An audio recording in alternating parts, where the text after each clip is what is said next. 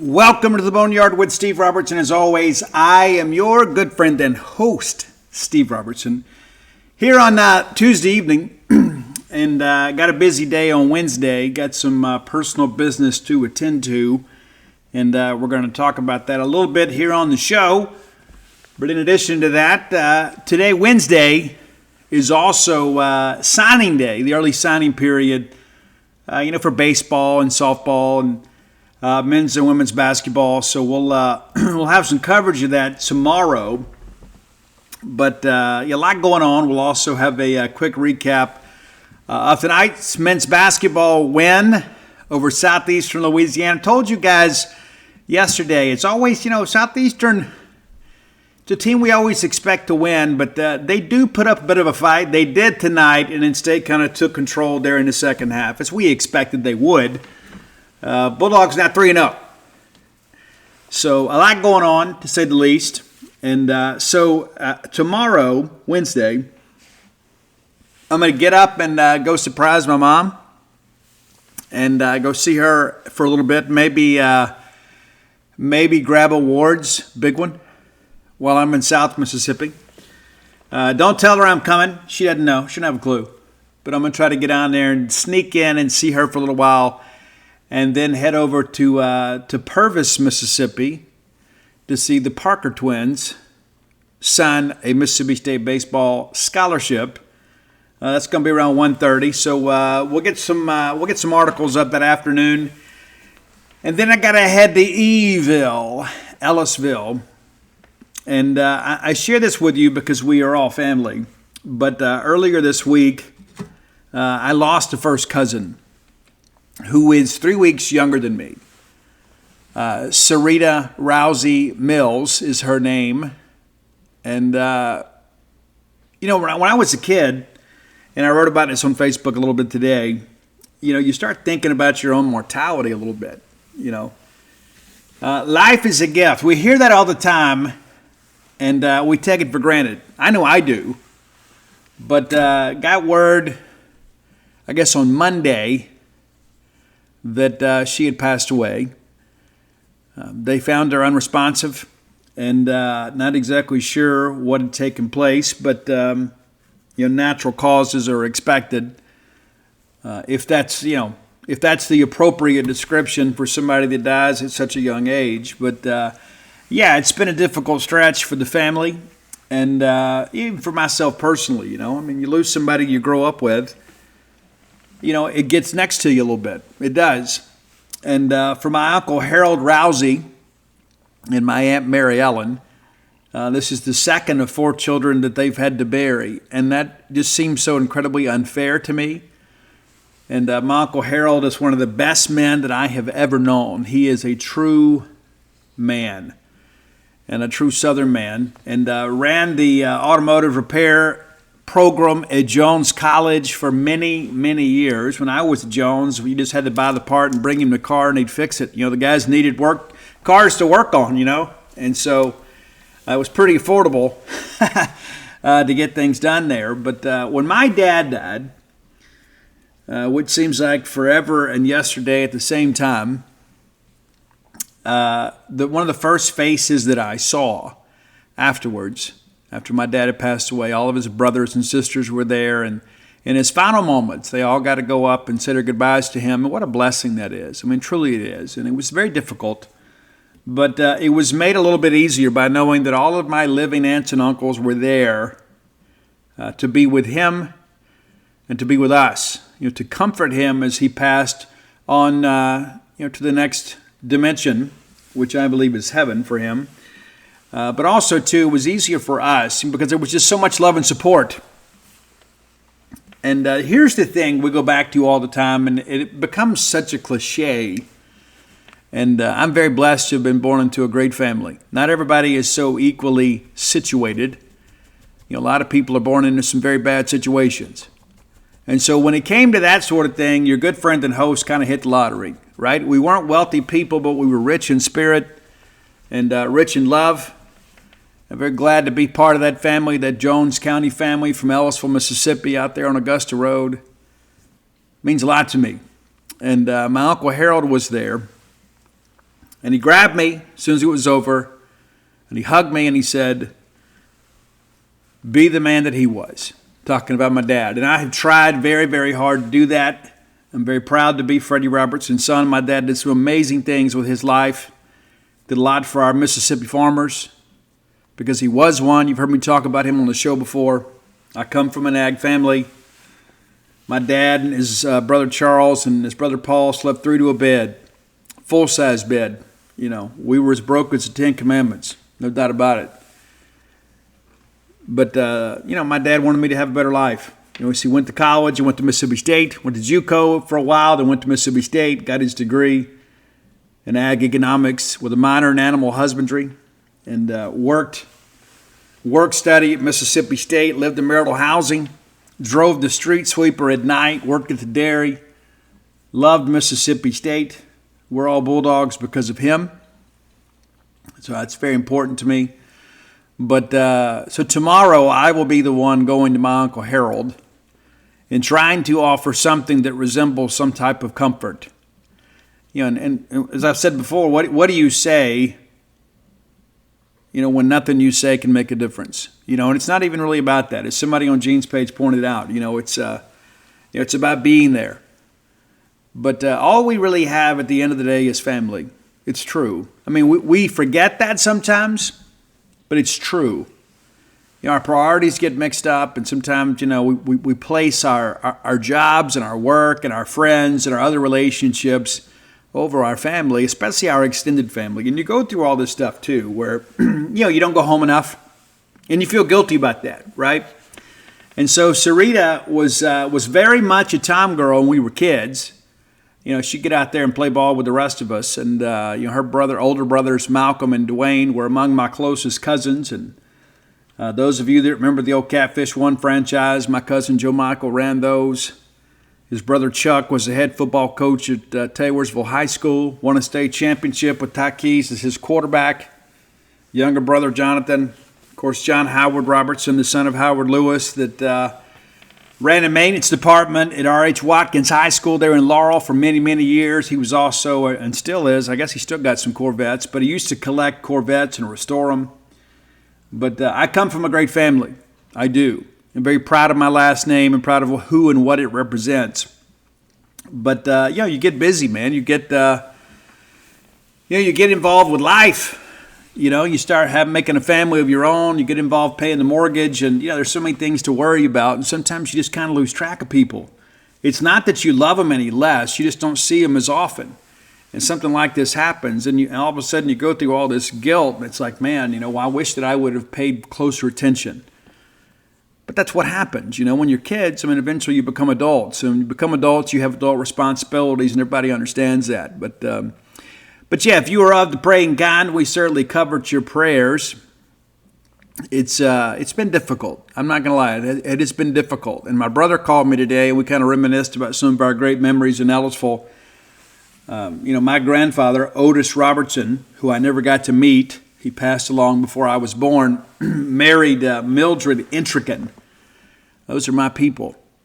And Mildred was actually his second wife. He married Gracie Intrican first, and she died of appendicitis. And if you've read When the Bottom Falls, you've read some about this. And so he ended up marrying her sister. He was involved in the timber industry for a while, and he had my Uncle Snooky, who was Otis Jr., and Jack. And my Uncle Jack was a man's man if there ever was one.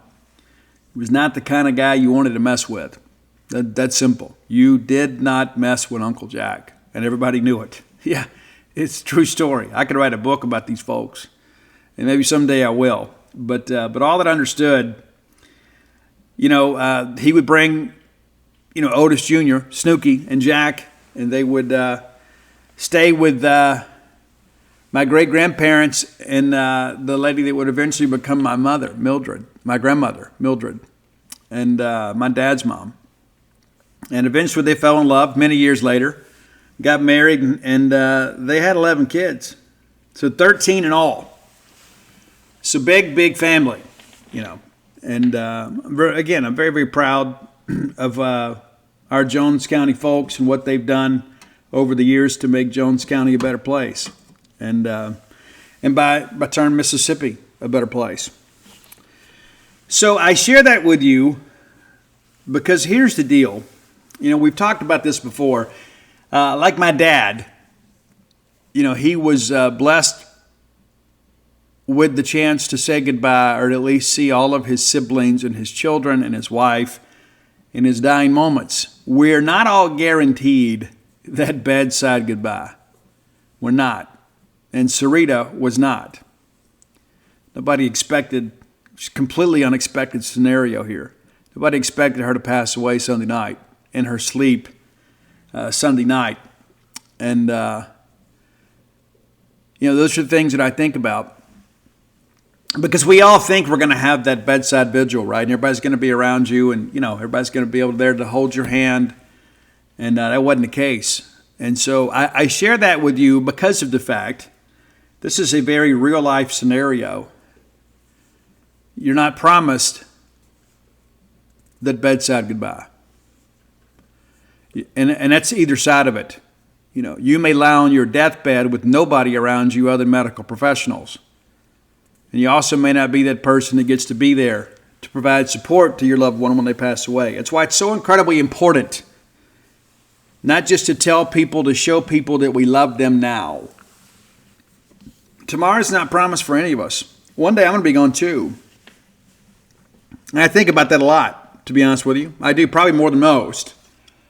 And you start getting caught about legacy as I open a Diet Coke here. You get thinking about legacy and the lessons you learn. Have you taught your kids enough? Will they be able to fend in the world without you? Have you done enough to take care of your spouse? You want to put them in a situation where they got to go marry somebody else for survival? I think about those things. Maybe you do too. But one of the things that I do take a lot of pride in is I tell my children and I tell my siblings and I tell my living parents and I tell my friends that I love them. I do. And that used to be difficult for me. Honest to goodness, it used to be very difficult for me to tell people that I love them. Because you never knew how people are going to interpret that. And I don't care anymore. I just don't care. I tell my friends, and there's some of my friends, I'll tell them, man, I love you, brother. And I can tell it's a little difficult for them. But I tell them anyway. Because I would rather tell them and them to be a little bit uncomfortable, not knowing what to say back, than for them to face eternity tomorrow, not knowing how I felt about them. I shared with you guys a while back, one of the promises I've made to myself is I'm going to reach out to a few friends each week, check on them, let them know I love them. Because one day, I'm not going to have that opportunity. And I'm not going to be that guy that has to say, man, I wish I'd have done more, wish I'd have said more, wish I'd have checked in more. Because I've been that guy before. My friend Grant Fontenot killed himself a few years back, and I didn't know. And I talked about it here on the show. It was very, very difficult, and I beat myself up for a long time about that.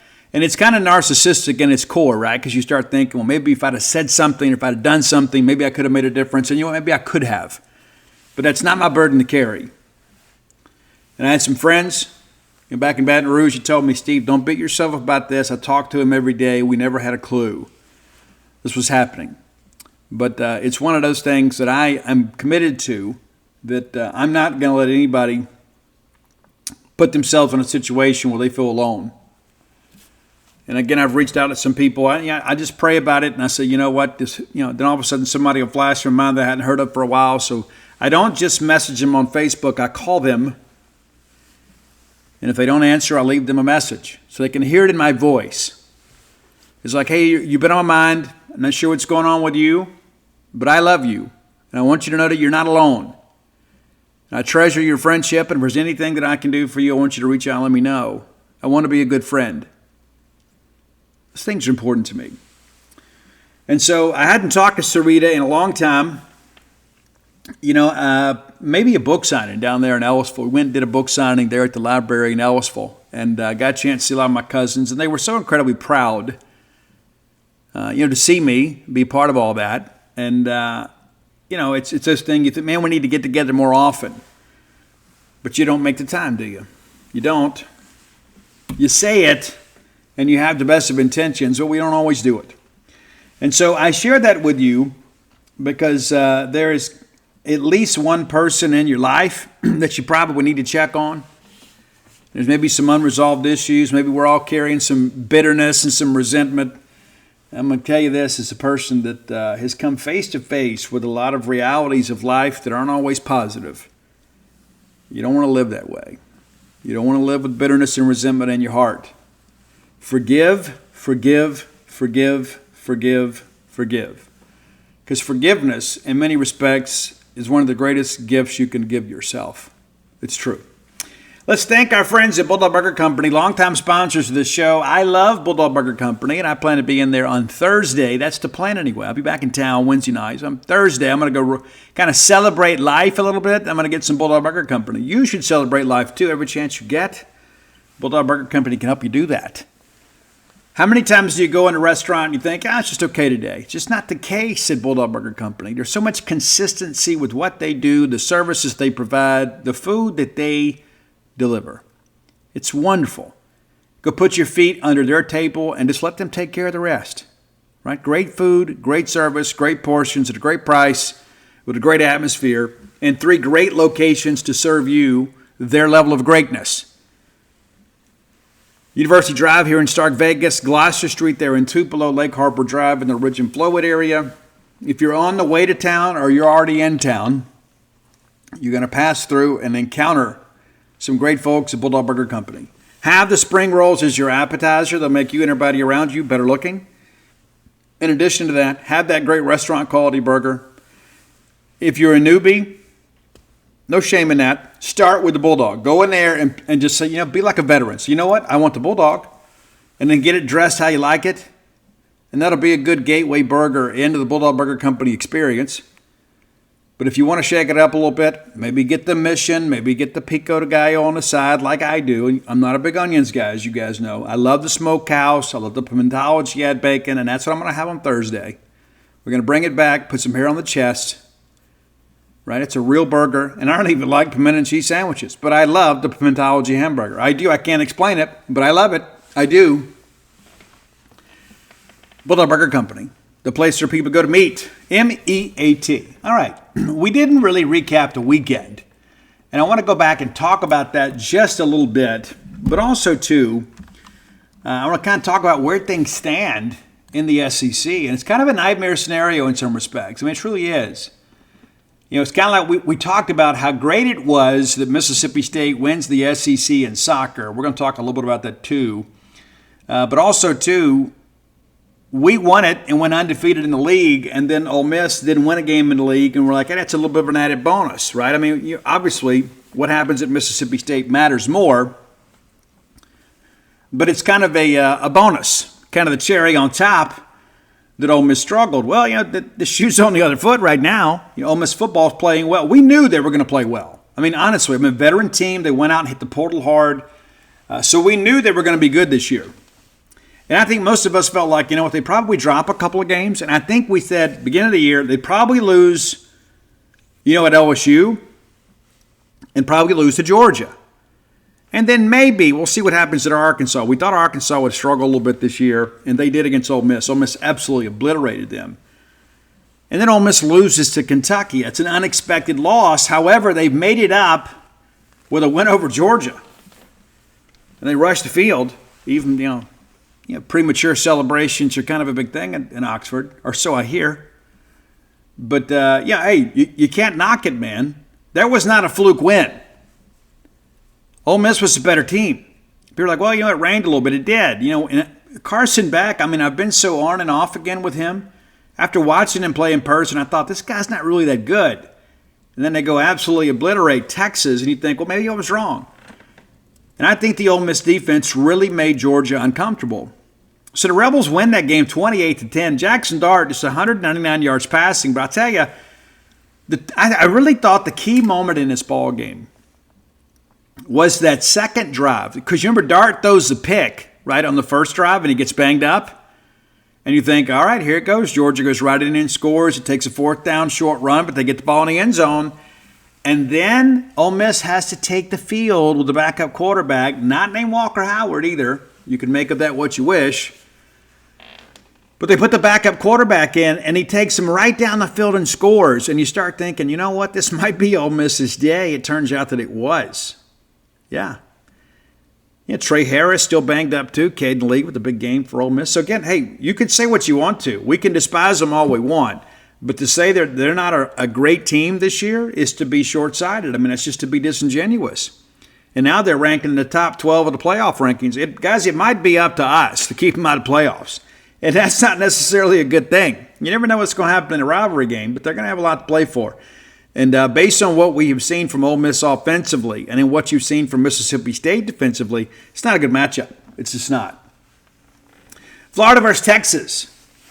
The game went about as we expected. And not to mention, too, of course, Florida had to play with 13 quarterback. And that's a recipe for disaster. Guys, it's 35-0 before anybody got comfortable. And then Texas rolls to a 49-17 win. Quinn Ewers kind of been in the news a little bit here as of late, thanks to the folks at Barstool. Somebody screenshot some messages of an inappropriate nature that have made the rounds, and you can say they're inappropriate. You know, they're not appropriate for our viewing, but I don't know the nature of that relationship, so I'm not judging. But nevertheless, are people surprised that college athletes are attracted to attractive females? Is that breaking news? Is there news? Is it newsworthy that guys in that position are pursuing women? It's true. To be honest with you, I kind of side on the side of the kid, provided it's not completely unsolicited, right? I mean, like if it's one of those things where it's just some creep out there, you know, sending messages and, you know, of an inappropriate nature. If it's a relationship, you know, maybe screenshotting that and sharing it with the world's not the right thing to do. But again, it's out there. But Quinn Ewers, those guys playing well. Jacoby Jackson, 116 yards rushing on the ground. That's a thing you look at, too, with this Texas team, too, is like when they are firing on all cylinders, they're difficult to beat.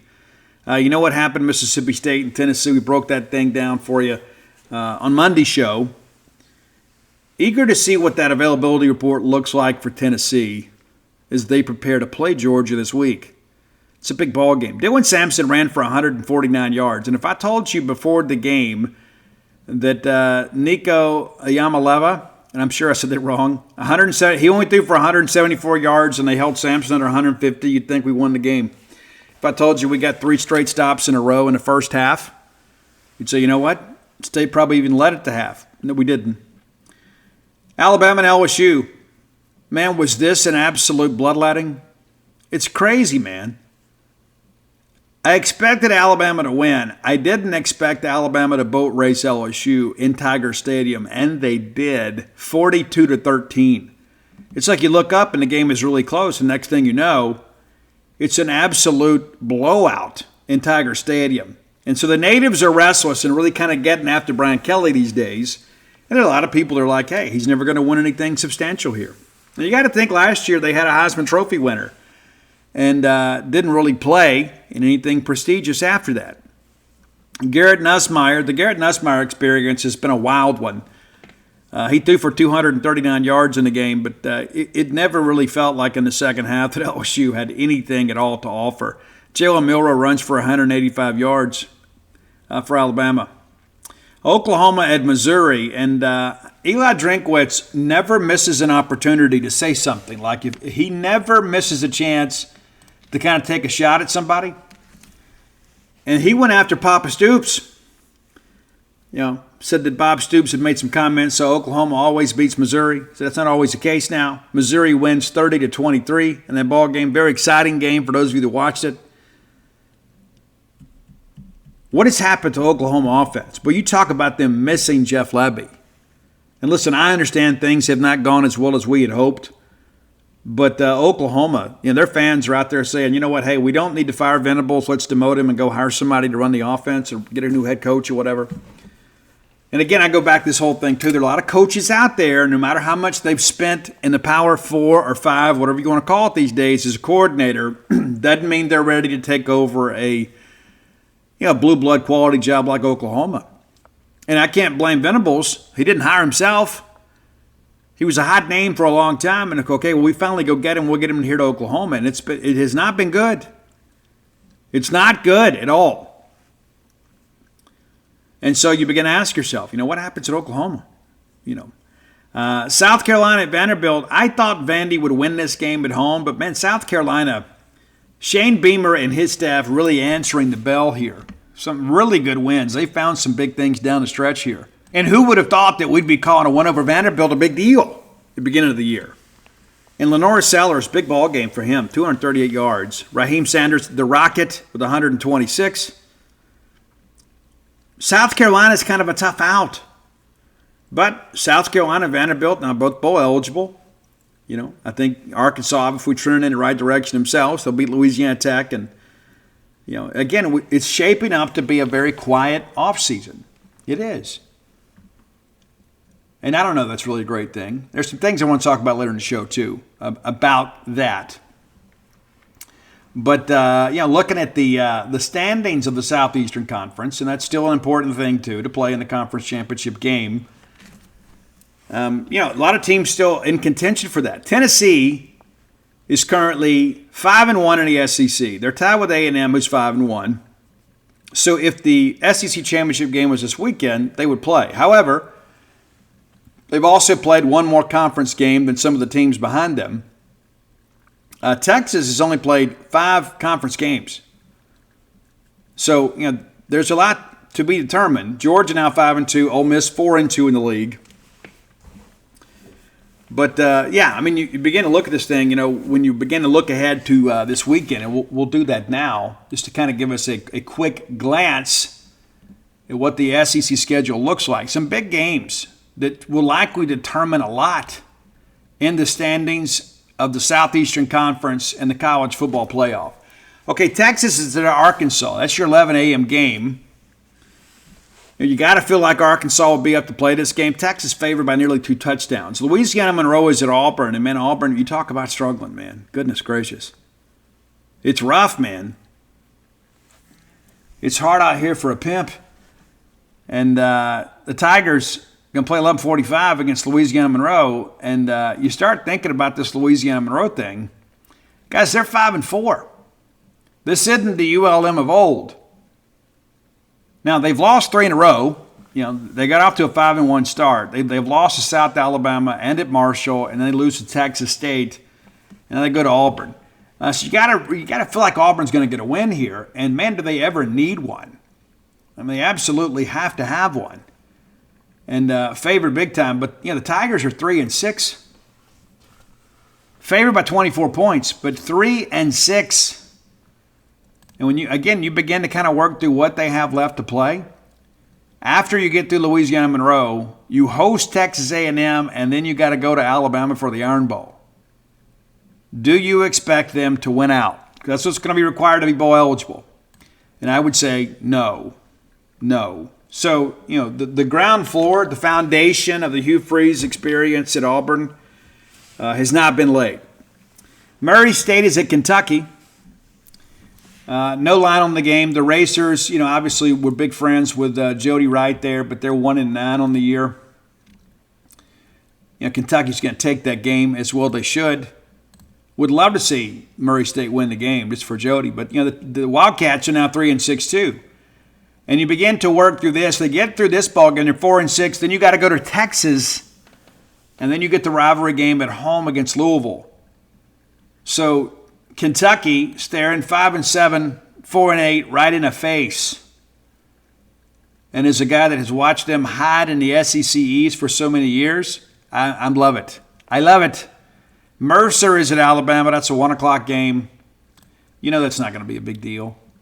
Mercer, however, is 9-1 of the FCS. So, they may come out there and maybe give you a surprise for a quarter and a half. But Alabama, the path sets up well for Alabama. We talk about the playoffs. And we knew that they'd probably drop a couple games this year. They have. You get Mercer and then Oklahoma and then Auburn. So you close out at home those last 2 games. Alabama will be favored in every game the remainder of this season. LSU goes to Florida. The Tigers are 4.5-point favorite there. And again, you look at this Florida scenario too. Guys, they're 4-5. And look at what they have left. They got LSU coming in, who's angry. Then they get Ole Miss coming in. And then you got to go to Florida State for the rivalry game. Of course, Mike Norvell fired his coordinators.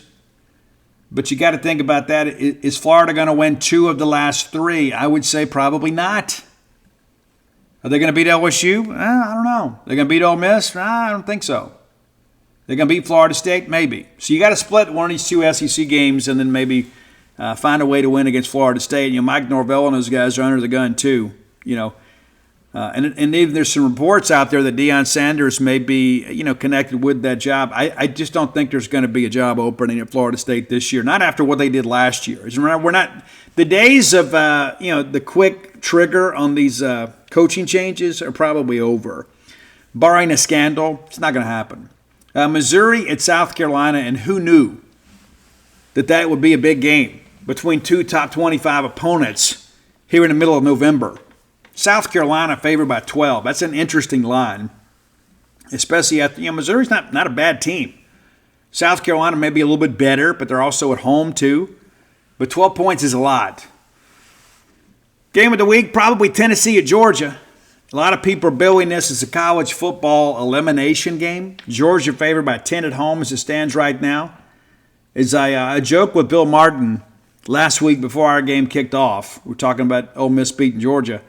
I said, Kirby will get them right for next week. Yeah, for sure. The last thing Tennessee wanted, right, was a Georgia team desperate to stay in the FBS playoff rankings.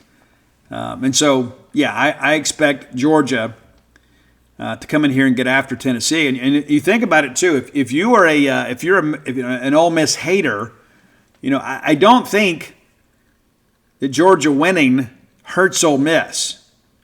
Ole Miss and Tennessee won't play. Tennessee currently ranked 7th in the playoff. If Georgia beats Tennessee, does Tennessee fall behind Ole Miss in the committee rankings?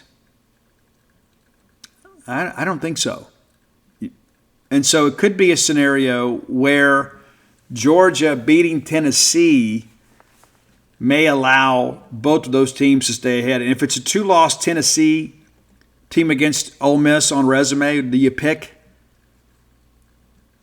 Ole Miss over Tennessee? I think if everybody ends up with 2 losses, I think Ole Miss may be the odd team out. But that win over Georgia is loud. The loss to Kentucky is terrible.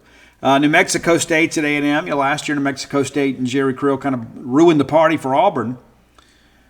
It's been a much different scenario this year as the Aggies are now 2-7. But, A&M should win that game. But, a lot to kind of look forward to. And we'll preview this stuff on Friday more in depth. But, it's going to be another wild weekend. And our picks last week, we did pretty well. I did pick Georgia to cover. They didn't. I picked Vanderbilt to cover, and they didn't. We got everything else right. Even picked Mississippi State to cover, and they did, which means nothing in the win-loss category. But nevertheless, this is an interesting Saturday because as people are kind of jockeying for postseason positioning. And again, we talk about the rev share and things like that. So much of that, the big pot that we all dip out of is largely comprised of bowl revenue too. And so you're facing a scenario now where Auburn may miss a bowl game, Kentucky may miss a bowl game, Florida may miss a bowl game. None of those things are good for Mississippi State. I don't cheer for anybody. I don't cheer for the league unless it's a national championship or the playoffs because the more money they make, the more money we make. But I don't cheer for them to win the bowl games, but I want them to make the bowl games because it's more revenue for Mississippi State. And so, I cheer for them to make the postseason. I don't cheer for them to win in the postseason. That's, call me a hater, but that's how I feel about it. But, interesting times within our league. And real quickly here, we'll take a look at the latest FBS playoff rankings too, just so you kind of know where things are. Because I know what you're rooting for and against in this. I feel the same way. It's true. But let's see here. Let's see if we can't find. There's so many people that are aggregating everybody else's content. It just kind of waters everything down. And then there's these other people out there that want to take – so like the FBS playoff rankings are free. and then people want to go put them behind a paywall. Yeah, that's not good, man. It's like, come on. Come on.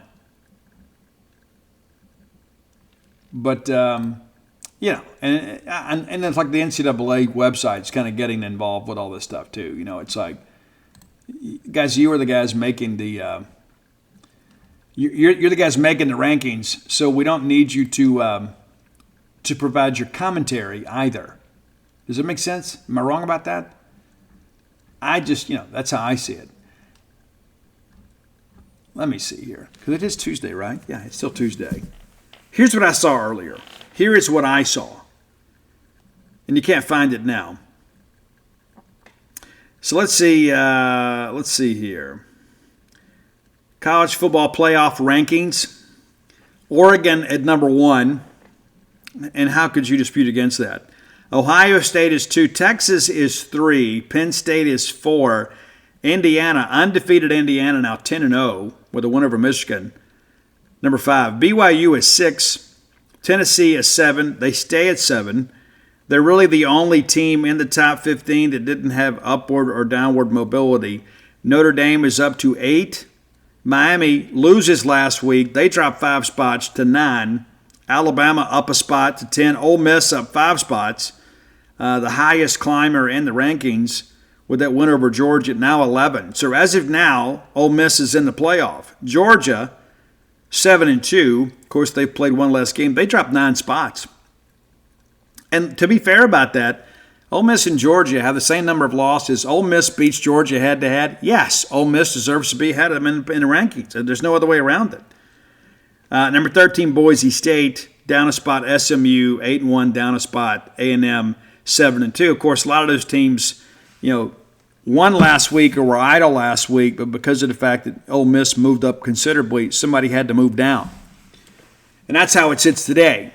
But, obviously it could be a complete nightmare scenario for Mississippi State that we don't win an SEC game and then Ole Miss finds its way into the FBS playoff. And there are a lot of people that have had a lot of thoughts about that too, and they've shared many of that on the genespage.com message boards. And what I would tell you about that is, the one thing that I have learned in all the years of being associated with this rivalry is that nothing motivates State or Ole Miss more than seeing the other have success. That's true. Nothing.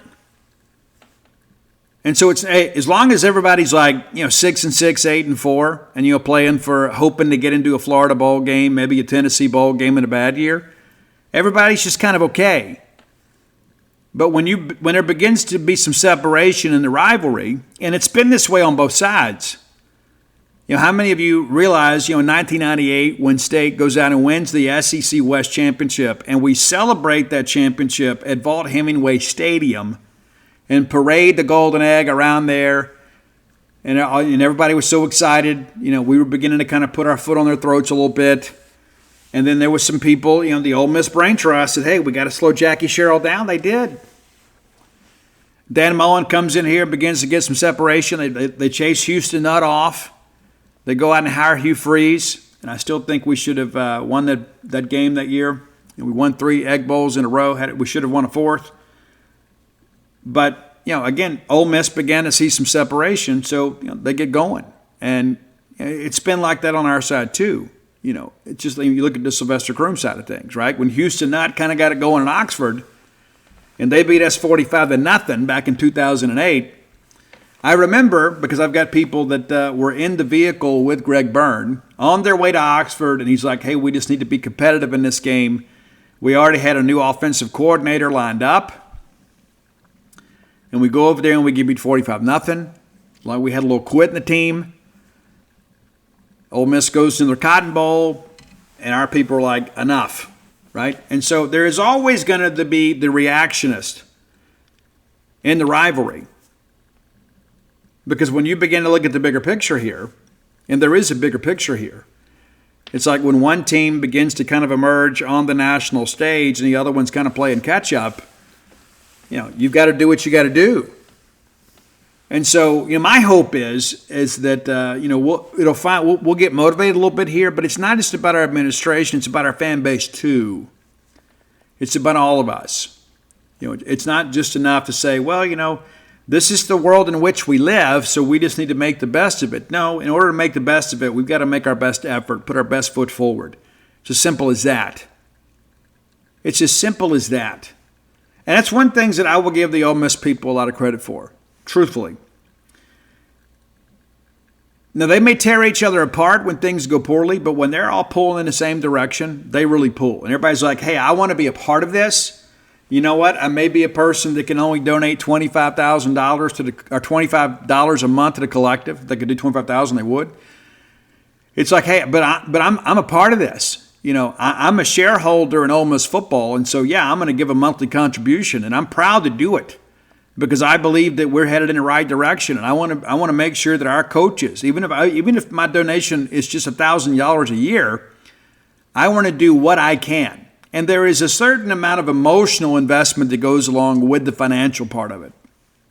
On the Mississippi State side of things, we have some of those people too. And I'll be honest with you, a lot of those people, like there's a gap. Like we've got some old silver-haired dogs that if you call them and say, hey, we need a check for this, they'll just write you a check.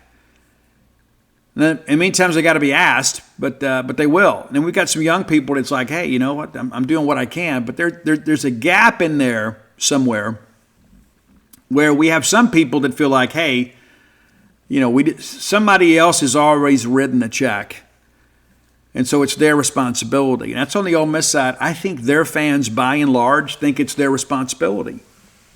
And I'm envious of that, to be honest with you. I am. I wish more people felt like that. They're like, hey, if it is to be, it's up to me. I've got to be involved here. And listen, we have people, we lose a ball game, it's like I'm going to cancel my Bulldog Club contributions. I'm going to back out of anything that I did for NIL. And, of course, they're transitioning you over to the Excellence Fund now. And there are people that will contact you, and there'll be some onboarding with that. I saw a post today where a guy said, hey, not only did I agree to have my donations transferred over, I've increased my contribution 25%. And God bless you for that, right? We need more Bulldogs like that. And so it's not enough just to talk about it. We got to be about it. It's true. And again, I think about like the Arkansas Razorbacks and the LSU Tigers and people like that. And I wish we were a lot more like that. We can't just sit back and say, okay, well, somebody else will do it. Because in the past, somebody always has. And then we have people to come back and say, well, it's the same old Mississippi State. Well, it's the same old Mississippi State because we have some people that have just kind of decided it's somebody else's problem. It's somebody else's responsibility. I'm just here to be entertained. I'm not going to invest. I'm just here for the entertainment. I just want to watch on TV, right? And you know what? We have some fans out there. That's all they can afford to do. I get it. I'm not letting people off the hook, though. When you look at what Ole Miss has done in recent years under Lane Kiffin, if you don't realize the separation between the programs right now, I don't know what this year could illustrate any greater.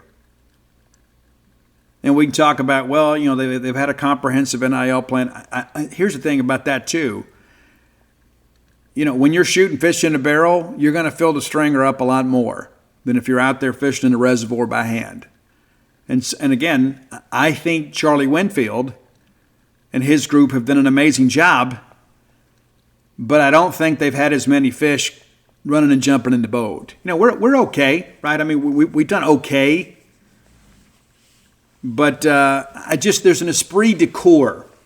And again, the Ole Miss people were all in for this year, right? They're like, hey, we've got Jackson Dart back. We got a veteran team. We hit the portal hard. And it's like, yeah, we need to make sure we stay here. It's taken us forever and a day to get back here. We want to stay here. And if that requires us to make a little bit more of an investment, that's what we're going to do. And so, again, I'm not going to beat up our fans, but some of you, if I step on your toes, I hope it hurts because there's some people out there that can help us that aren't helping us. And, I don't want to have the whole poor old state mentality. I think Mississippi State can do great things. But I also understand, too, that, we're facing some very difficult trials ahead of us as an athletic administration. I'm going to get to that after the top 10 list. We'll get to that in the Campus Bookmark segment of the show. Time now for the top 10 list is always brought to you by closewithblair.com. That's C-L-O-S-E with Blair, B-L-A-I-R.com. Blair Chandler is my friend, your friend, our collective friend in the mortgage industry. So if you're looking for your first home, your next home, or your retirement home, Blair is the guy to talk to. Nearly 24 years of experience in the mortgage lending industry, right? He's not a new jack to any of this stuff. He has seen it all and done it all. Rates are starting to come down too, and we may see rates come down even more. But Blair is a guy that lives and dies, that sort of thing. So he's very, very in tune with what's happening with interest rates. And he can tell you when it's a good time to buy. But, you may not be in a situation where that you can wait for the best time to buy. Maybe you're being transferred. Maybe you've got a relationship change. Maybe you're having to look for something new. Look for a new home. Or maybe you're thinking about that game day condo that'll eventually become your retirement home, and you could come be my neighbor. Give Blair a call today at 601-500-2344, 601-500-2344, and get those 24 years of experience working for you. He knows how to construct loans in a way to get them approved through underwriting. He'll also get you that pre-qualification letter. And kids, I'm going to tell you now, that is like the Holy Grail. When they understand you've already got preliminary approval through underwriting and you've got a range that you're going to be approved for, your real estate agent can kind of get that taken care of very, very quickly, right? And you don't want to be shopping above your means. Listen, I get it. Everybody wants the big house out in the country or the big house on the golf course. Maybe you're not ready for that. Maybe emotionally you're ready for that, but financially you may not be. Maybe you got to get that starter house just to kind of get going and build up some equity, and then down the road, you can roll that equity into a new home. And maybe your debt-to-income ratio and your income potential is much better. Blair can kind of help you with that too, kind of give you a plan to get you where you want to go. That's Blair Chandler at closewithblair.com. Okay, mentioned earlier that lost a dear cousin of mine, first cousin, her mother, my dad's sister. They grew up milking cows out there at the old dairy barn. But, so I put a top 10 list together, not necessarily dedicated to her, but maybe kind of inspired by her. We got some country stuff on here. We've got some things on here about losing people when we shouldn't, when we think. I'm a firm believer in this, too, is that God makes no mistakes. I don't always understand it, but I believe that to be true. There's always a bigger plan.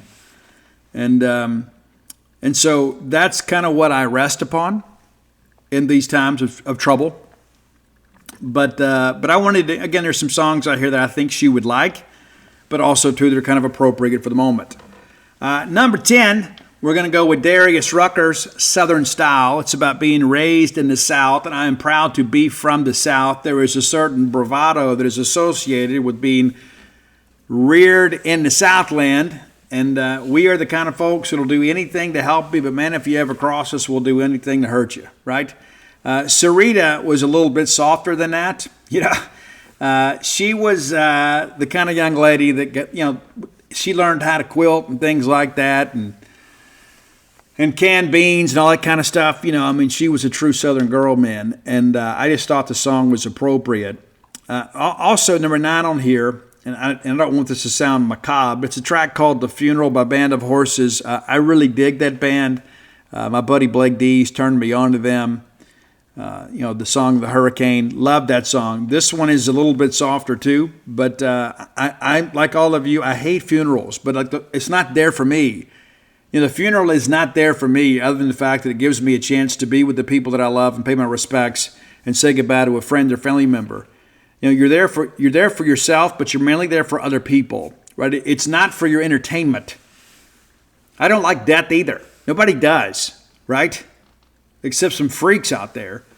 But unfortunately, I won't be able to make the funeral on Thursday. I can't commit 2 days to this, but I'll be down tomorrow evening. But the thing that I know for sure is that every time that I've gone to a funeral and I've been able to hug, a parent, of someone that I lost, or, a child or somebody like that, somebody that their loss is much, much greater than mine.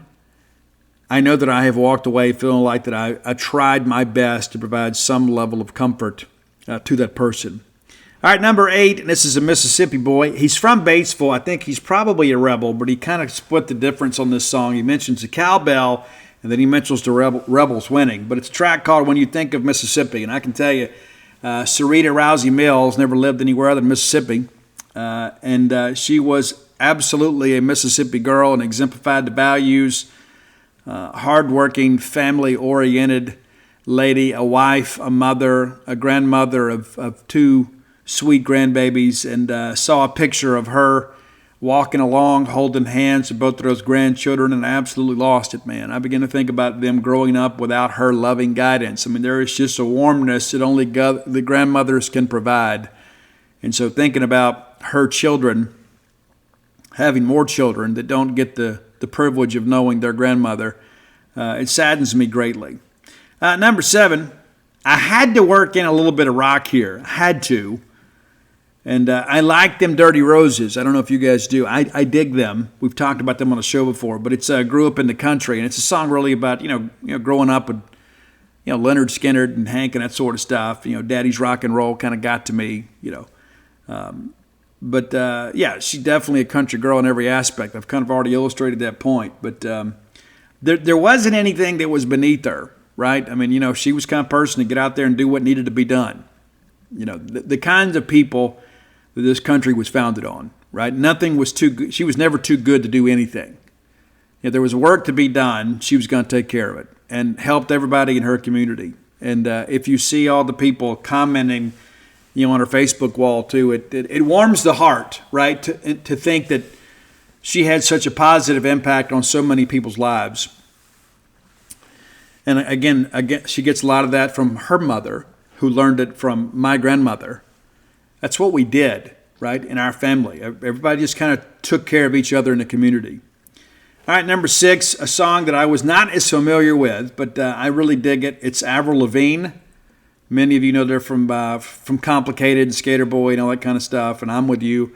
It's a track called Slipped Away, and that's kind of how this feels. It's like all of a sudden she was part of our lives, and maybe not somebody that I interacted with on a daily basis, but then all of a sudden I look up and she's gone, and now there's this regret, right? It's true, but I'm proud of the family that she built and the legacy that she leaves behind. Absolutely. All right, number 5, it's Time in Rio, It's One More Day. And some of you are very familiar with that song. It's not a new song, but how many times do we have that feeling? I wish I had one more day. And the thing that I thought about while listening to the song was, I wish we had one more family reunion out at the Ponderosa, which is what my dad used to call the farm out there on Augusta Road. I wish we had one more, getting all those cousins together. We used to have figured it out. I think when my dad died, there were 101 descendants of Otis Robertson. And if my memory serves me correct, I had 46 first cousins. I think that's right. Maybe to mass off a little bit. But it's a lot of first cousins. A ton. But, man, I would love to be able to have that, everybody get together again. And my kids have got some cousins they don't know, which is a shame, right? And that indictment falls on me. But that's kind of what happens. I remember, being a kid and showing up out there. It was a big deal when my brother and I came to town, right? Because like our regular cousins who live in Ellisville, they saw each other all the time. So we show up, and spend a couple days, and you're out there jumping, back and forth on hay bales and things like that, and playing ball in Granny's front yard, and it's a big deal. And I miss those times. I really do. Number 4, we did an Alanis Morissette list a while back, and I probably should have put this one on here. It's a beautiful, beautiful, beautiful song. Not just the instrumentation, lyrical content, but the vocal delivery is just superb. It's Alanis Morissette's Not As We. Not As We. And it's a very crafty, intelligent song, and it kind of fits the mood. All right, so the last 3, we got to go country all the way here. We do. And we included a Mississippi boy earlier that I think may be a rebel, and I think we could probably confirm that. But here's a guy that's bulldog all the way through and through. It's Hardy's Give Heaven Some Hell at number 3. It's a great song. There's some times in my life I put that song on and it bring me to tears, man. I think about some of the people we've lost. Had a chance to visit with Hardy out in Omaha. It was great. Love his support of Mississippi State. It's amazing. Number 2, Cole Swindle. A song kind of in the same vein is Give Heaven Some Hell, but it's You Should Be Here. You Should Be Here. Yeah, great song. Everybody's going to be here. Everybody's going to be getting together to celebrate the life of Sarita. And I'm sure she'll see us, but I wish she'd be there. I wish we did. Maybe all got together for a birthday party or something, Number 1, though, it's Carrie Underwood, See You Again. And I'm a firm believer in that. I don't think those that are lost from us are finally separated from us. I don't believe that's the case. I'm not going to have a religious discussion with you here on the show. But I do believe there is something beyond this life. And I could speak about that for a long time. I'm not going to. But I wanted to do something, again, to kind of share the mood a little bit and also honor my cousin and all of those who loved her and continue to love her and are now loving all her children and her grandchildren to help them cope with the loss of Sarita. And it'll be a difficult day tomorrow. And it's one of those things, too, like people mean well when they ask you, but we talk about dumb questions. It's like when you go to a funeral or you go to a visitation, and again, people mean well, and I think people just don't know what to say. They goes, well, how did it go? Well, they all go the same way. They're all sad. And that's part of it. It's like you push down your own feelings for a while, and then you get there with everybody else, and then the gravity of what you've lost collectively bubbles up. And you cry on shoulders, and you slap backs, and you say, we need to get together again, and I love you, and I'm sorry what you're going through. And you mean it. It is. So listen, there are some people, you may have a neighbor die or something, and think, it's terrible, but you don't really have an emotional connection with them. But when you go to the funeral of a friend or a family member and somebody that you really loved, there's going to be a vacancy in your life and in your heart. It sucks, man. It does. There's no need to ask me. And again, I know that's coming from a good place. But the reality of it is that all of these visitations and funerals pretty much go the same way. And again, I am from South Mississippi, and I have been to both funerals and weddings where fights broke out. There's some redneck qualities within that upbringing. But it'll be a difficult day on Wednesday. It's one of the reasons I'm kind of getting the show, because I don't want this to be on my mind tomorrow, right? I want to be able to just dedicate the day to the people that I love and the people that loved me, before many of you knew my name, And my Uncle Harold, as I mentioned earlier, just an incredible man. The kind of guy that always looks you in the eye, right? And looks you in the eye almost in a way that's intimidating. Not that he means it to be, but there's just an honesty, an integrity with him that when he looks you in the eye, you got to be honest with him. And that's hard to describe. It really is. He shakes your hand and he looks at you in a way that, you're dealing with a man's man. You're dealing with a guy that's built on integrity. And if you're not prepared to kind of deliver that in kind, it's going to be an uncomfortable situation. Not that he intends it to be, but he is that kind of person. And so, I'm going to go and support them, and I'll get some comfort from that too, But, to sit here and compare my loss to theirs would just be incredibly irresponsible. It's a collective loss, but their share in that loss is much greater than mine because she wasn't part of my daily life. And maybe she should have been.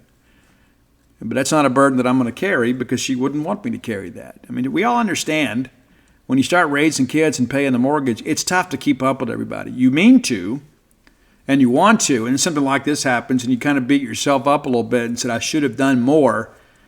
But I believe if you do the best you can, that people appreciate that. And that's one good thing about social media and Facebook and things like that. I mean, all of a sudden you see your cousins and your siblings and you see their children kind of grow up and become parents of their own. And while you're not there, you kind of get to witness it too. And you get to comment and things like that. And like today, when Lakin Mills, Sarita's daughter, shared something that I wrote about her mom, my Uncle Harold, jumped in and told me, he goes, hey, your dad will be really proud of you.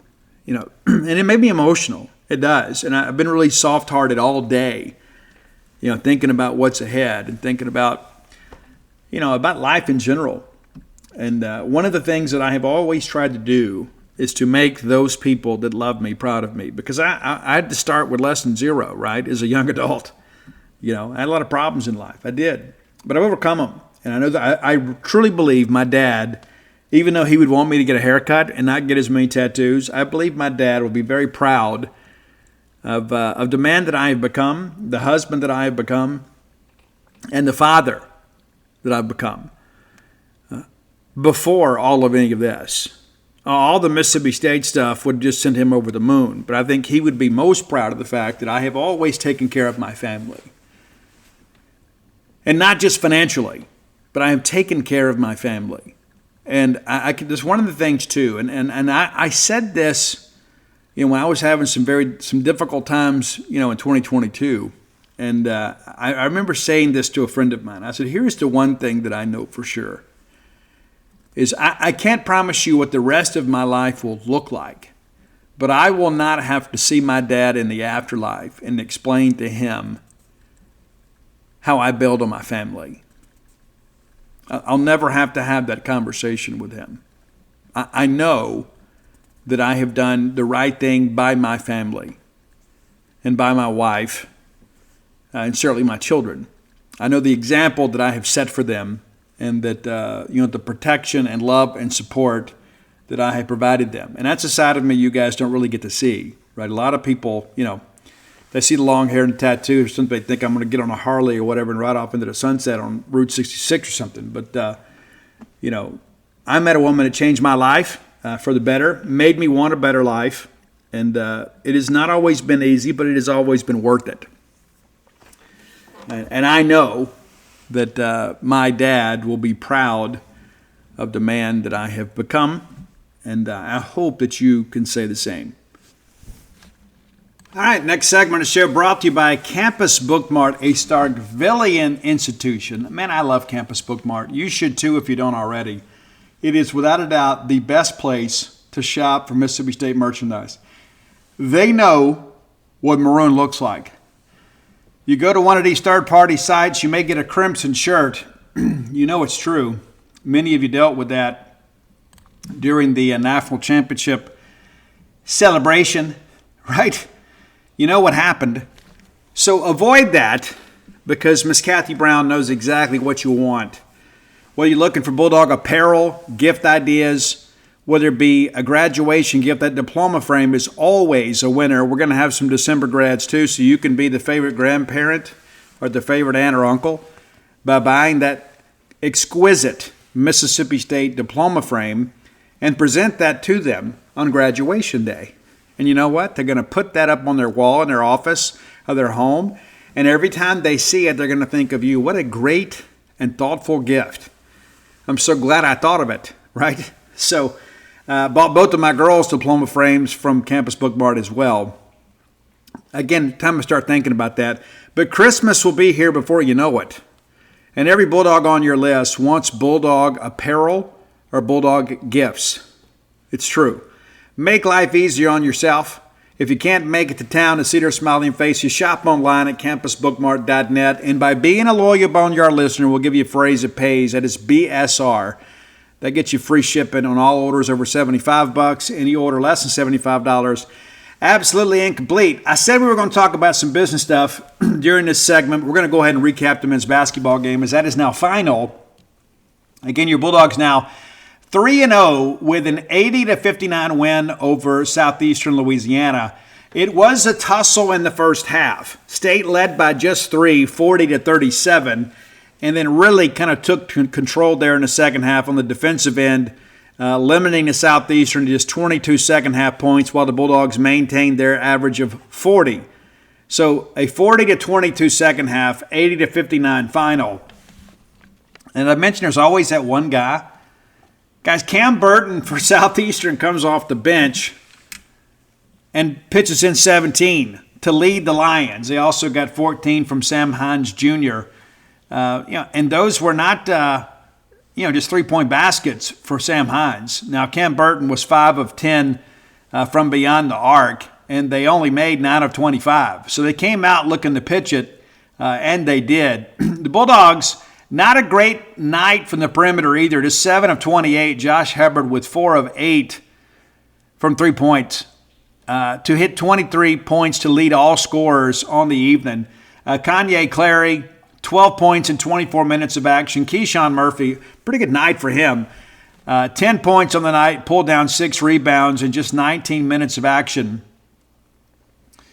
Cam Matthews, 30 minutes, 3 of 6 from the floor, did knock home a three-pointer. He didn't do a lot of that, but 13 rebounds, doing the grunt work, setting the picks, getting out there, and really competing. I thought Richard Williams made a good point. Even though Cam was back in the starting lineup tonight, he wasn't in game number 2, and maybe that was to kind of, prevent him from getting into foul trouble because Cam plays with such effort, right? And at times he gets, a little bit boisterous and gets into foul trouble. 7 points for him tonight, but 13 rebounds, 10 of them on the defensive end. So big night for him. Riley Kugel, it's just kind of been hot and cold with him. He had a decent game last time out, 22 minutes of action and just 3 points, and that came via a 3-point basket, 1 of 4 from beyond the arc and 1 of 5 from the field, pulled down just a couple of rebounds. Sean Jones Jr., a guy that's a bit of an unheralded hero on this team. Definitely an effort guy, definitely a great defender. 18 minutes of action, 9 points for him off the bench. Claudel Harris Jr., 21 minutes of action and 8 off the bench, 1 of 7 from beyond the arc, right? So kind of part of the deal. Not getting a ton of play in the 5. Michael Nwoko with just 6 points in 10 minutes. Gacho with just 4 minutes of action did not score. Delquan Warren, a younger guy we're expecting some good things from, just played 3 minutes, but and a lot of that late. But the reality of it is, we're scoring, but on a night that we weren't especially prolific from beyond the arc, we still kind of win this thing going away. Bulldogs in the first half shot 43%, come back in the second, shoot 43%. I mean, just a shade different there. 43.75 compared to 43.3, but just 25% from beyond the arc, and we really struggled in the second half. You would think it would be the reverse. They got separation, so you found those baskets, from beyond the arc late. We didn't. 5 of 14 in the first half, just 2 of 14 in the second half. Free throws, a bit of an adventure at times with this team. A much better night tonight. We shoot 73%. I mean, again, that's got to be better. But 12 of 16 in the second half as you begin to kind of separate and they try to put you at the line to kind of give themselves some opportunities. 12 of 16, that'll win more times than not. But, an interesting game. Lead changed hands 2 times. It was tied 3 times. But 25 points off the bench for Mississippi State, and we needed it as Southeastern, again, 31 points off the bench. Again, big night for Cam Burton from Southeastern. Again, there's always that random guy. I can't explain it. That's just the reality of life. Sometimes when you're Mississippi State, you got to deal with that. There's always that one guy. So next ball game will be this Sunday in South Haven. If you have not bought your tickets, we encourage you to do so. If you can't make it to town, you can watch the game on ESPN2 against Utah in the Mid-South Showdown. And again, I'm glad we're taking this thing on the road. And so look forward to that. We'll talk a little bit about Utah on Friday. But, first Power 4 opponent for Mississippi State. Not exactly sure kind of what they have. They're still kind of figuring it out too, just as we are. But I like our team. But we're going to have to be better in the post. And I had somebody recently tell me, I like what I've seen in the guys in the post. And, the box scores don't bear that out, but that's not always the case. Sometimes you just need a guy in there to eat up some space and alter some shots and things of that nature. But Utah now 2-0. Now, to be fair, the 2 games they've played are against Alcorn State and against Central Arkansas. And they won both of those games handily. But they're averaging about 99 points a game. They scored 98 in the exhibition, 100 against Alcorn State, and then 98 against Central Arkansas. We've been pretty prolific too. But, they haven't played a team quite like ours defensively. Now, I don't know what the game went tonight. Let me take a quick look. They played Queens tonight. Let's take a quick look and see how they went. They may be 3-0. I'm sure they are. Let's see. Queens of North Carolina, we had a lot of friends play them in baseball. We're going to play them this coming year. And so that game is not final yet, but as it stands right now, they are a 21-point leader with just 7 minutes to play. So we expect Utah to be 3-0, barring an unbelievable collapse here tonight. So it'll be a battle of undefeated teams. And as I say that, it's now 74-52. So, we fully expect them to go ahead and win that game. But, could be an interesting game. And, again, I think the quality of competition so far for both teams has left a lot to be desired. But that's what we expect this time of year. So, again, get your tickets. Many of you, of course, live in the greater Memphis area. I know Roy Samanti, our friend, will be there. Roy, of course, the keeper of the great list for us, and put those on Spotify for us. And give him a follow on Twitter and Spotify, Dogmatic67. That's DAWGMATIC67. And Bulldog's going to have some signees tomorrow on the men's and the women's side, as well as baseball, as we mentioned earlier today. And we'll have full coverage of all that over at genespage.com. The women, as you guys know, on Sunday, they beat Alcorn State. The ladies will be back in action tomorrow at 11 a.m. That is the Education Day game. So we'll have a lot of school children that will attend the game. It's a great thing that we do. Kind of cultivating the Bulldogs of the future, and not just Bulldog student athletes, but anytime that we can get our local kids on campus and kind of roll out the big maroon carpet for them, that's a big thing. We're going to take on Alabama State. Should be a game that we handle very easily. And then, of course, on Sunday, doubleheader, as the ladies will play Chattanooga here in Starkville, and then we'll have that game in the evening in Hernando. And so that's important to kind of understand. Also, a couple miscellaneous things, too. I'm told that Mississippi State soccer tickets are selling at a very brisk pace. As I wrote an article earlier today, I was informed by somebody in the administration, the passes that we are allocated through the university for students, there are 500 of those. Those were claimed by 6:30 on Tuesday evening, or Monday evening, 6:30. So we had the announcement show at 3. It was around 3:30 when we finally learned who we were playing. Tickets go on sale, and so those tickets have now been claimed. And that's at a faster rate than we've ever seen before. It's the best team we've ever had. And so there's still some student tickets available to be purchased. There's general public tickets available to be purchased. But, the early returns suggest it's going to be a historic day on the pitch for Mississippi State, not just because we're going to take the field for the first time as a number one seed in an NCAA tournament game, but should be the largest crowd to ever witness a Mississippi State soccer game at home, and you want to be a part of that too, so come out and be a part of that Saturday. I will have to hustle back because I have a book signing Saturday in Jackson at 1 o'clock, and just to kind of keep you apprised of that too. I will be at Maroon & Company on Friday from 2 to 5, and then at Lemuria Books in Jackson from 1 to 2. That's this weekend coming up. I'll remind you guys on Friday. But if you're in Jackson and you need signed books or personalized books, come out to Lemuria. Or if you can't make it that day, you can phone in the order as well as your signing instructions so we can get that done. You can pay over the phone, and they'll hold those books for you. Every time that I go, there's already some pre-sales. And so I encourage you, if you are thinking, hey, Saturday's going to be a busy day for me, Steve, as much as I'd like to see you and come hang out, I can't make it. We got plans. But you can still get your personalization taken care of. If you haven't done that through the DutyNobleBook.com website, you can do it through Mississippi's best bookstore, Lemuria Books there in Jackson. So that's something to be mindful of too. I want to share with you too, Mississippi State baseball. We've got some signees, and there's a chance, like as it stands right now, Mississippi State, according to Perfect Game, and that's an imperfect ranking system. Because of the fact that not every player attends a Perfect Game event. And so if they don't get a chance to evaluate you if they're on a bench, you traditionally don't get very good rankings. But Mississippi State, in total cumulative points, as it stands right now, number 5 class in the country. When you do it by like star quality, State's number 2 in the country, behind only LSU. What's interesting, too, State has the fewest number of commitments for the 2025 class because, we're preparing for, some roster attrition next year. There may be, the new roster size. And so we're kind of having to be smart with that.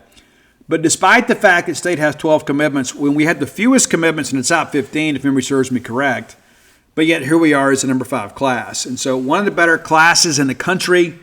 That's one of the things that people have been critical of Chris Simonis about. Hey, we're not recruiting well enough. This 25 class is great.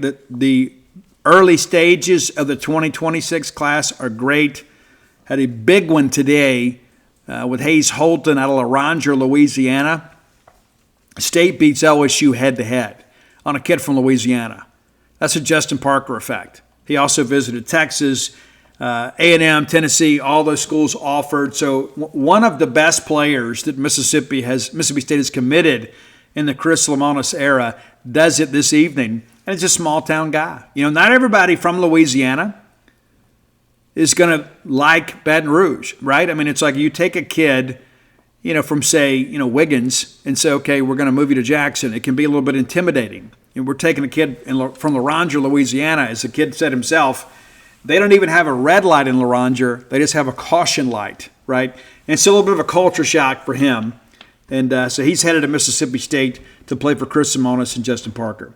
Hey, if you hadn't done so, go check out the Stark Vegas Clubhouse, right? You can do so by just Googling Stark Vegas Clubhouse. When you do, their Facebook page will come up and you'll have the opportunity to peruse all of the amenities that are available to you at the Stark Vegas Clubhouse. 5 bedrooms, 2 baths, the full-service kitchen, the wet bar, that amazing back porch area. You can really lounge out there, watch the sunset. It gets a little chilly. You get the fire pit area out there too.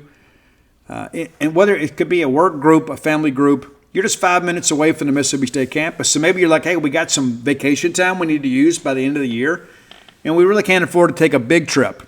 Maybe get everybody together and take in some Mississippi State men's and women's basketball. A lot of times we play on back-to-back days. Kids are going to be out of school anyway. It's like, hey, let's just go plan a midweek trip to Starkville. We won't have to wait in line at our favorite restaurants. And again, we're just 5 minutes away from campus. So we'll show up on Tuesday. We'll go out and do a little shopping. We'll go watch the men play on Tuesday. We'll get out and go have breakfast at one of our favorite places, do a little more shopping, spend some time on campus. And we'll go to the women's game on Wednesday and go home on Thursday. That sounds like a great idea. I'm so glad that you mentioned that. But whether it's a ball game weekend, a couples weekend, a family weekend, I told you we're going to be there in a few weeks, and I can't wait. I absolutely cannot wait to go enjoy this and have all of my kids under one roof and have my grandkids and let my children be able to spoil their nieces and to be able to sit back and watch it all. And we'll sit around, we'll play some games. We're going to have a good time. And I'm sure Mom's going to cook some food because, again, that's a big part of it. As a mom, you love to be able to take care of your family. And it's so great to be able to have everybody together. We can't wait to do it. Now, when you Google that, Stark Vegas Clubhouse, the best place to stay in the Golden Triangle, some booking options are going to come up too. That's going to be Airbnb, VRBO. But if you want to save some money, book through the Evolve website and use promo code BSR10. That's BSR10. Gets you 10% off your stay. Just by listening to this show, you're saving some money at the premier destination in the Golden Triangle. Check it out today. All right, final segment of the show. And, we've covered a lot of ground tonight. And we're going to have media availability with just players only on Wednesday for football. And, again, I won't be there. Got to hit the road. Again, going to do some family stuff. But Dave Murray, Mike Nemeth, Jacob Bain will keep you apprised of that. Of course, we've already got some stories pre-written for signing day tomorrow. So it'll be a big content day. And, again, all of that stuff is free content. It's not VIP stuff. So if you're not a member and you're just looking for some information about Mississippi State, we'll be tweeting it out and sharing it on Facebook and things of that nature. But genespage.com should be your absolute first stop when you're looking for Mississippi State information and recruiting in all sports. Of course, we get out and do it all. We love doing it. It's a passion for us. But tomorrow is going to be a day that a lot's going to happen. And expecting, I guess, 3 signees on both the men's and the women's side. I think that's correct. And then we'll have 12 on the baseball side. Softball will have some signees as well, and we'll do our best to kind of get an overview. We'll kind of reach out to some coaches and kind of get some feedback from them in the days ahead. Because you know how it is, right? I mean, all hope springs eternal with these recruiting class. There's a reason you sign these players. You're excited about them, that you think they'll take you to the next level. And you're kind of getting familiar with them, right? Because the players that are signing now, will be here next year. And you know how things are going, right? I mean, the days of, I remember like when Mario Austin came along, one of my dad's work friends made a comment. He goes, I used to think that Richard Williams didn't play these guys because he just kind of wanted them to mature a little bit. You don't want to put that hotshot freshman out there and see him kind of, run ragged. And then Mario Austin showed up and he said, now I kind of understand the difference between Mario Austin and a typical freshman. He was a guy that was much more advanced. And I don't know if we've got a Mario Austin in this class, but I trust Chris Jans and I trust their evaluations. And there's a reason that we're kind of in contention now to be in our 3rd consecutive NCAA tournament. That's an important part of things, right? And so it is okay to believe. It is also okay to believe that this team is imperfect at this point and that we are a work in progress. That's what the non-conference is for, right? For us to figure it out. Who we can trust, what type of schemes work for us defensively and offensively. And you're going to have games like this. But the good thing is we have enough talent that it's not a situation where if one guy has a bad night, we're going to lose a ball game.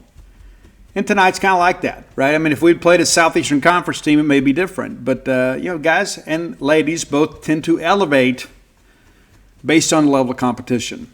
So you got to think, it's tough to get out there. We talk about trust in the process. It's become a cliche. But it's one of those deals, too, where you want to treat every opponent with the same respect. But it's only human nature to think, I've got to elevate my game when we're going to take on Kentucky and teams like that. If you haven't received your book, and there's a few of you that haven't, let me encourage you to email the DutyNobleBook.com website. If you, for some reason, you don't get a response or get satisfaction, then you can contact me, and I will send an inquiry on your behalf. But the bulk of the people that were contacting me and say, hey, I don't have my book yet, have their books now. So if you don't have it by now, there is a problem, okay? And we had one situation where a lady ordered some books and then put in her physical address, and there's no mail receptacle because she gets her mail through a P.O. box. And so we had to reship those back out to them. Of course, I don't handle shipping, contrary to popular belief. This is not an enterprise where I just have all the books delivered to my garage and I mail them. I don't have anything to do with that. However, I can be your advocate if there's an issue and you're not getting the satisfaction you need, which it upsets me. If you should be able to email and just kind of get your information. But all that understood, if you don't have them by now, there's an issue unless you just recently ordered. And basically, orders aren't sitting more than a day or two. And so you should have them shortly after you ordered them. But if you are a person that ordered in the beginning and you don't have them by now, there's clearly a problem. Okay, so please contact them and allow them the opportunity to look into it. So if you have an order number, please include that too. It makes it easier. They can look it up by your name if you were the person that made the order. But all that understood, again, very grateful to debut at number 5 on the Mississippi bestsellers list. It is something that is important to me. I'm not going to sit here and suggest that it's not. It's always nice to know that you're doing things that matter to other people. And I think books are a great gift idea, especially for people that are Mississippi State collectors and Mississippi State fans, even if they're not great readers. But I think everybody that reads the dude is going to learn an awful lot about the history of Mississippi State and the life and times of Duty Noble. And so I encourage you to make a purchase. And maybe you haven't read a book in a while, and this is probably some good entertainment for you because it's about something you're passionate about. And so to kind of bring you up to speed, a lot of people ask what's next. And again, we're kind of working through that. I touched on this a little bit, and we'll hopefully finalize a deal by the end of the year And we will have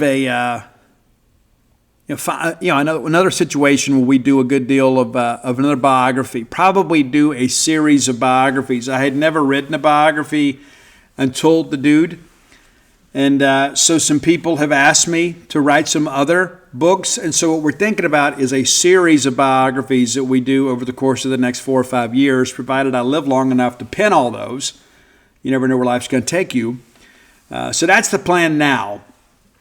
We had kind of kicked around the idea of doing another Stark Villains, Alpha Dogs type book. And we will do that eventually. And we got some other people lined up for that. Matter of fact, I've already got some interviews done for that I'm doing them now. So we have them just in case somebody passes away before we do another collection of those stories. But we've got several books planned. And, I'll take some time to enjoy this and this book tour. And a reminder, I'll be at Maroon & Company on Friday from 2 to 5 in Lemuria Books in Jackson, 1 to 2. I'll have 3 signings in Lemuria before the year is out. So I'm going to be on the road a lot, but I'll keep you apprised of any changes to our recording schedule here. I know many of you will be happy that this show is up Wednesday morning for your enjoyment. Mondays are a more difficult day, because there's a lot that goes on Monday, and so a lot of times I wait and record the show in the evening so you get it Tuesday morning. So you've got this on Wednesday early in the day, and so we'll be back with you on Friday. The week tends to fly by when we have all these events and things like that. But again, I ask for your prayers for my family and certainly the Rouseys. If you are a native or have ties to Ellisville, Mississippi, you know the Rousey family. And it's so interesting that Billy and Harold Rousey, 2 brothers, married 2 Robertson girls, and so all of their children are double first cousins. Yeah, I mean, that's as Southern as it gets, right? But I'm looking forward to being with my family and being able to kind of share some time together, even though it's in a time of grief. And reminder as always, let people know you care about them. It's true. I can't say it enough. We could spend a whole show on how important that stuff is. But I don't want anybody that I love to leave this world without knowing how much I love them. And again, that's something that when I was younger was a problem for me. I had a tough time. You kind of say it out of social custom, like, I love you too. I know that every time that I tell my wife I love her, I mean it. I can feel it in my soul. And my favorite phrase in the world, in the English language, to ever speak is I love you too, because that means somebody else said it first. It's a very special thing. But we get so caught up in so much fakery in life. We do. I mean, it's like how many times have I seen, the perfect relationship on social media, and then I read a newspaper article, where there's been, some level of violence or something within that relationship. And then, and I'm nosy like the rest of you. I go back and look on Facebook and see if there were any signs, and there weren't. And there are a lot of people out there that are carrying a burden and fighting a war that we're unaware of. That's why I think it's so important to love other people. And again, no matter what your philosophical beliefs are, your religious beliefs, political beliefs, at the end of the day, none of that stuff matters. We're all facing a very, very, very, very uncertain future. And it doesn't matter who's in the White House. It doesn't matter. Life is lived on life's terms. You don't get to say, but hey, wait a minute, Grim Reaper, I voted for so-and-so. I deserve this. Or, we're not entitled to anything. And every day is a gift. And it's so cliche, but it's true. Every day is a gift. And every day that you wake up on this side of the grass, we got to live a life of gratitude. We do. And I'm very, very grateful to be alive and very grateful for who and what I have. And that includes all of you. And I don't always know how people feel about me. But the reality of it is, it's not really my business. I'm going to love you just the same. It's true. And I hope that you let the people that you love know how much you love them before the day is done. Let's wrap it up with that. Until next time, let's all live our lives in a way we make more friends than enemies, and people can see a difference in the way we live.